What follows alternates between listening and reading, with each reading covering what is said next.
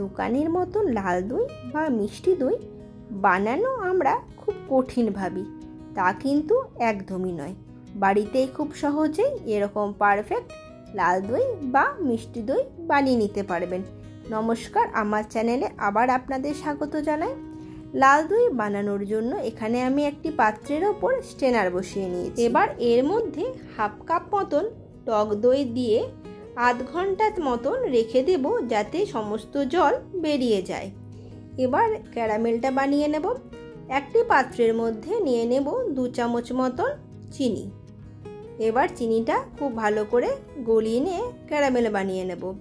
এখানে আপনারা জলের ব্যবহারও করতে পারেন, আবার গ্যাসের ফ্লেমটা লোতে রেখে যদি আস্তে আস্তে করা হয় তাহলে কিন্তু খুব সহজেই ক্যারামেলটা রেডি হয়ে যাবে। একদম পারফেক্টলি তৈরি হয়ে গেছে ক্যারামেলটা। এবার এর মধ্যে দিয়ে দেব হাফ কাপ দুধ। দুধটা দেওয়ার সঙ্গে সঙ্গে লক্ষ্য করবেন ক্যারামেলটা কিন্তু জমে যাবেন, কিন্তু এতে ভয় পাওয়ার কিছু নেই। দুধটা যত বড় হবে ক্যারামেলটাও আস্তে আস্তে গলে যাবে। দেখুন কি সুন্দরভাবে ক্যারামেলটা আমার গলে গেছে। এরপর দিয়ে দেব আরও 1.5 কাপ মতন দুধ। আমি এখানে মোটামুটি 2 কাপ দুধের দই বানিয়েছি। দুধটা খুব ভালো মতন আমি জাল দিয়ে নেব, যাতে দুধটা একটু ঘন হয়ে যায়। লক্ষ্য করুন দুধটা আমার ঘন হয়ে আসছে, আর কিন্তু কালারটাও চেঞ্জ হয়ে গেছে।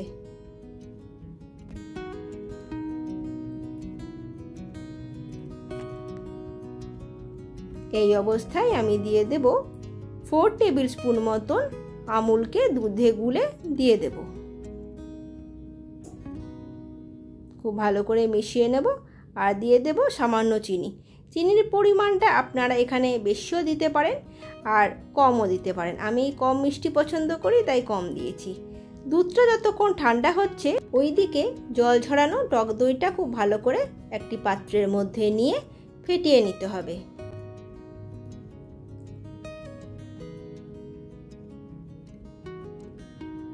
খুব ভালোভাবে ফেটিয়ে নিতে হবে, যাতে দইটার একটা ক্রিমি টেক্সচার চলে আসে। এদিকে দুধটা আমার ঠান্ডা হয়ে গেছে, মোটামুটি আঙুল ডোবানো যায় এরকম ঠান্ডা হলেই হয়ে যাবে। এবার অল্প অল্প করে দুধ দিয়ে দইটা আমি খুব ভালো করে দুধের সাথে মিশিয়ে নেব।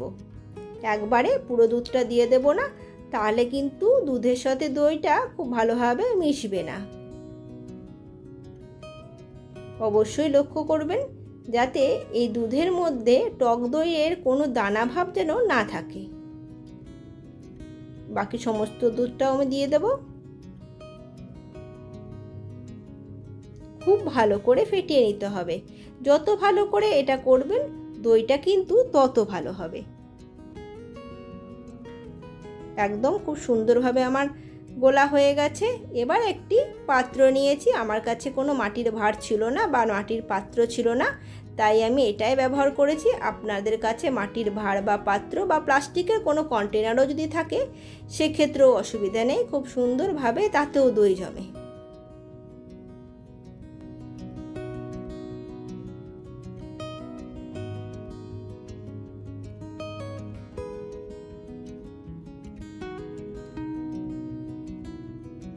এবার একটি অ্যালুমিনিয়াম ফয়েলের সাহায্যে আমি দইয়ের ভাঁড়ের ওপর মুখটা বেঁধে নেব।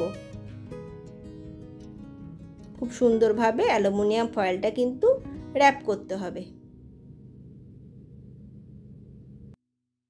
এবার একটি কড়াইতে একটা র্যাক বসিয়ে নিয়ে দই দুটো খুব ভালো করে বসিয়ে নিতে হবে, আর ওপর থেকে সুন্দরভাবে কাপড় দিয়ে দিতে হবে, যাতে হিটটা কোনোভাবেই বাইরে না আসে। এই অবস্থায় গ্যাসের ফ্লেমটা লোতে রেখে 45 মিনিট মতন কুক করলেই দই একদম রেডি হয়ে যাবে। তারপর গ্যাস অফ করে আপনারা আরও 15 মিনিট রাখতে পারেন। এইভাবে ছাড়াও সারা রাত যদি দইটা মোটামুটি 7 থেকে 8 ঘন্টা মতন দইটা যদি এইভাবে মুড়িয়ে রেখে দেন, তাহলেও কিন্তু দই খুব সুন্দরভাবে জমে যায় কোনো রকম হিট ছাড়াই।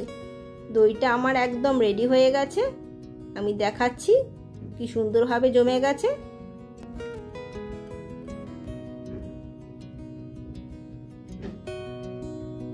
এবার এই দইটাকে আমি 1 ঘন্টার জন্য ফ্রিজে রেখে দেবো ঠান্ডা করার জন্য। 1 ঘন্টা পর দইটা আপনাদেরকে আমি দেখাচ্ছি। একদম কিন্তু পারফেক্টলি দইটা জমে গেছে, এত সুন্দরভাবে দইটা কিন্তু বসে গেছে। দেখুন আমি এভাবে নাড়াচ্ছি কিন্তু দইটা বেরিয়ে আসছে না। অবশ্যই বাড়িতে একবার এভাবে ট্রাই করে দেখবেন আর আমাকে কমেন্ট করে জানাবেন আপনাদের লাল দই কেমন লাগলো। আজকে এই পর্যন্তই, পরবর্তী ভিডিওতে আবার দেখা হবে। ধন্যবাদ।